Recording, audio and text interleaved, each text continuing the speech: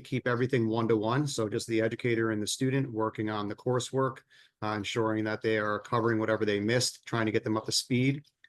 Some of the other ones that we work with, they are using small group settings. So that can be anywhere from 2 to 10 students in a classroom. And that's really dependent on if you have that many students for that course that will need that piece of credit recovery. And then we have our one to many option, which can support up to 30 students in a class. And we do have districts that, depending on their size, that do use, each of these options on an individual basis. And then we have some that it's a hybrid, right? So we have where they're working, some students are going to perform better and probably show up if it's in a one-to-one setting. Others are okay on the one to few. And the more that we talk with our district partners is really trying to figure out what time of day or when does it make sense for us to run these classes. And so we have some district partners that have a set time after school where the students do not, if they are there, they do not leave and they do not go home. They report to a specific place and within the district or in their schools, and that's where the instruction takes place.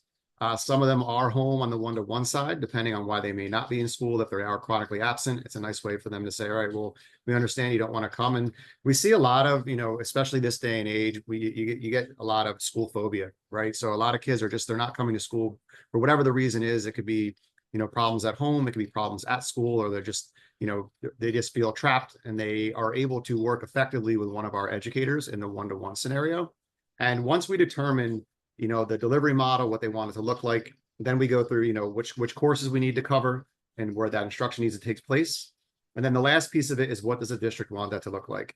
Do you want our educators to take the curriculum that they've missed so far this year and teach to that curriculum, that scope and sequence? Mm-hmm. Or are you a district that's in a spot where, listen, they just need to show up, they need to get something out of this, and we just need to make sure that the attendance is there. So the flexibility of the way that we work and customize and build together, I think that rings true in the results that we've had, the different case studies that we've performed over the years of districts that are working with us. And, as they say, the proof is in the pudding.